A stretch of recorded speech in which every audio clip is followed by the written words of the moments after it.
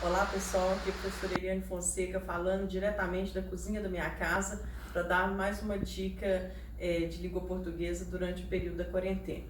Bom, eu recebi de alguns colegas um vídeo falando sobre uma entrevista do nosso excelentíssimo governador e como ele usou o verbo ouvir. Então, a partir daí, nós vamos a essa dica tão preciosa.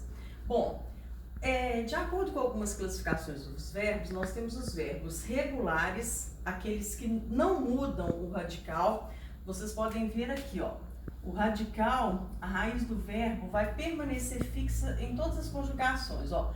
Eu canto, tu cantas, cantamos, cantais, cantam. Se aqui eu quiser colocar um outro tempo, ó, eu cantei, eu cantarei, não importa. A base do verbo, que é o radical, vai permanecer fixa. Depois nós temos o caso dos verbos irregulares, né? Pegando o verbo ouvir aí, que foi o motivo da dúvida. Todo verbo, para a gente saber se ele é irregular, nós precisamos conjugá-lo na primeira pessoa do presente do indicativo. Então, olha aqui. Eu ouço, mudou. A partir das outras pessoas, a raiz, a base, que é o radical, vai permanecer fixa. Ó. Tu ouves, ele ouve, ouvimos, ouvis, ouvem. Então, né, de acordo com o vídeo que eu recebi, ele falava eu ouvo. Pelo amor de Deus, né, gente? Deixa o ovo só para culinária. Eu ouço mesmo.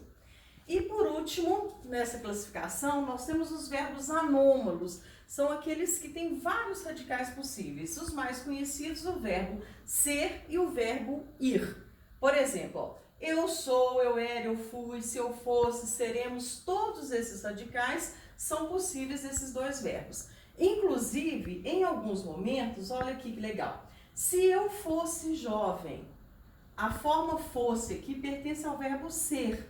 Se eu fosse viajar, o que a gente não pode fazer em tempo de quarentena, né? Já é do verbo ir. O mesmo verbo com diferentes colocações, diferentes sentidos, né? E com o mesmo radical.